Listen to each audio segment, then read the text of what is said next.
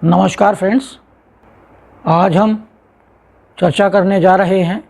आज बुध 15 मई 2023 को वक्र गति को छोड़कर मार्गी हो रहे हैं। तो इसका आपके जीवन पर क्या प्रभाव पड़ेगा?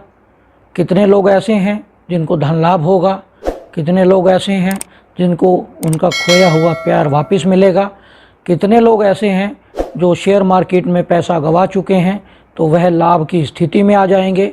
और कितने लोग ऐसे हैं जिनकी मान मर्यादा प्रतिष्ठा बढ़ेगी?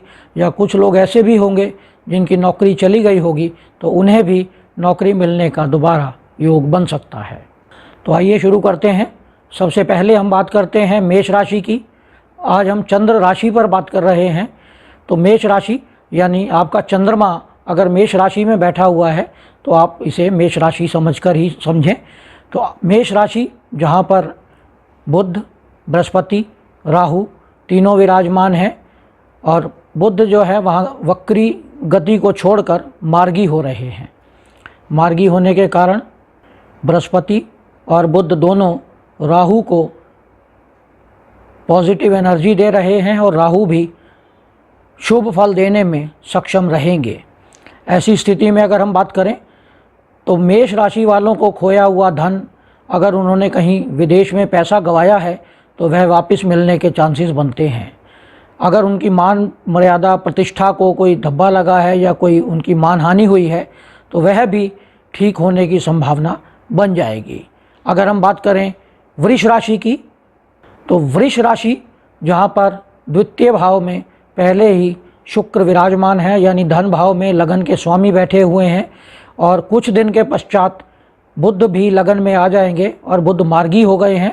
तो ऐसे लोग जिनका धन का नुकसान हुआ है उन्हें धन की प्राप्ति हो सकती है, धन मिलने की संभावना बनी हुई है। बुध ऐसी स्थिति में छठे इनके पाँचवें भाव के भी स्वामी हैं। तो ऐसे वृष राशि वाले लोग जिनके प्रेम में कोई समस्या उत्पन्न हुई है तो वह भी समस्याएं ठीक हो जाएंगी। अगर उनका प्रेमी उन्हें छोड़ के चला गया है या प्रेमिका छोड़कर चली गई है तो वह भी वापस आ सकते हैं।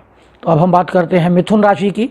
अब मिथुन राशि की अगर बात करें तो 11वें भाव में बुध वक्र गति को छोड़कर मार्गी हो रहे हैं यानी लगन के स्वामी 11वें भाव में मार्गी हो रहे हैं और लगन के स्वामी और चौथे घर के स्वामी भी हैं।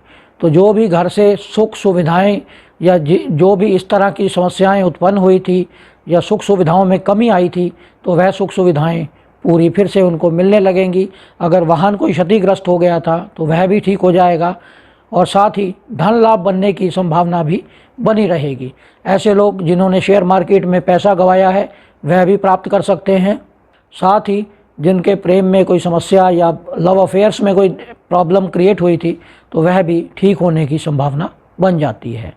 कर्क राशि की अगर हम बात करें तो कर्क राशि के लिए वैसे तो बुध अच्छा रिजल्ट नहीं देते, लेकिन बुध दशम भाव में बैठे हुए हैं और तृतीयेश होकर तो कर्क राशि वालों के पराक्रम में बढ़ोतरी होगी, कर्म स्थान में वृद्धि होगी और अगर आपकी कार्यस्थल में कोई समस्या उत्पन्न हुई थी तो वह भी सॉल्व होने की पूरी संभावना बनी हुई है। अब हम बात करते हैं सिंह राशि की। तो सिंह राशि वालों के लिए तो यह बहुत अच्छा समय चल रहा है क्योंकि 11वें भाव का स्वामी यानी लाभ स्थान का स्वामी 9वें भाव में जाकर मार्गी हो रहा है। तो आपको लाभ कमाने के लिए भाग्य का साथ मिलेगा, भाग्य आपका पूरा साथ देगा और आपका कर्म के स्थान का स्वामी भी लाभ स्थान में बैठा हुआ है। तो आप कर्म करते जाइए और लाभ कमाते जाइए, किसी भी प्रकार की कोई समस्या नहीं होगी। और आपका धन भाव का स्वामी भी 9वें भाव में है और लाभ भाव का स्वामी भी 9वें भाव में है, इसलिए आपको पूरी तरह से लाभ मिलने की संभावना बनी हुई है। अब हम बात करते हैं कन्या राशि की। कन्या राशि का लगन का स्वामी बुध अष्टम भाव में जाकर वक्र गति को छोड़कर मार्गी हो रहा है। तो अचानक से कार्यस्थल में कोई बढ़ोतरी हो सकती है, व्यवसाय में बढ़ोतरी हो सकती है, व्यवसाय का एक्सपेंशन हो सकता है या कार्यस्थल में आपके साथ कोई समस्या उत्पन्न हुई तो वह भी समाप्त हो सकती है। अब हम बात करते हैं तुला राशि की। तो तुला राशि वालों के लिए बुध नवमेश और द्वादश भाव के स्वामी हैं और सप्तम भाव में बैठे हुए हैं। तो आपके जीवन साथी के साथ अगर कोई मन मुटाव चल रहा था तो वह भी समाप्त हो सकता है। भाग्य आपका साथ दे सकता है। जीवन साथी के साथ आपके प्रेम संबंध मधुर हो सकते हैं और वहाँ बैठे आपके जो पार्टनर्स हैं, बिजनेस पार्टनर्स हैं, उनके साथ भी आपकी अगर कोई समस्या थी तो वह भी समाप्त हो जाएगी और आपका तालमेल फिर से ठीक होने लगेगा। अब हम बात करते हैं वृश्चिक राशि की। तो वृश्चिक राशि वालों के लिए 11वें भाव और अष्टम भाव का स्वामी छठे भाव में है। तो ऐसी स्थिति में जो आपको लाभ है वह ऋण में तब्दील हो सकता है, ऋण की बढ़ोतरी हो सकती है। तो इन समस्याओं से आप थोड़ा दूर रहें। वृश्चिक राशि वालों को चाहिए कि वह बुद्ध भगवान की पूजा करें, विष्णु या नारायण कवच का पाठ करें, जिससे बुद्ध उनके लिए फेवरेबल रिजल्ट देने लगे। अब हम बात करते हैं धनु राशि की।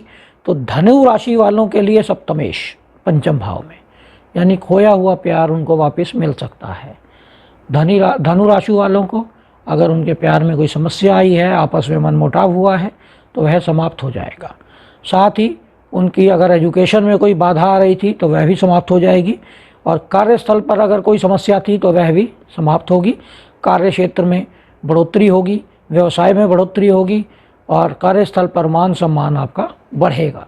अगर हम बात करें मकर राशि की, तो मकर राशि वालों के लिए 9वें भाव का स्वामी चतुर्थ भाव में, यह एक लक्ष्मी नारायण योग बना हुआ है, जिसके कारण आपको सभी प्रकार का भाग्य साथ देता है और धन लाभ मिलने की संभावना बनी रहती है। घर पर मान सम्मान बढ़ता है, साथ ही आपके घर में सुख समृद्धि के साधनों में भी बढ़ोतरी होती है। तो कर्क राशि वालों के लिए भी ये अच्छा समय है, बुद्ध का मार्गी होना।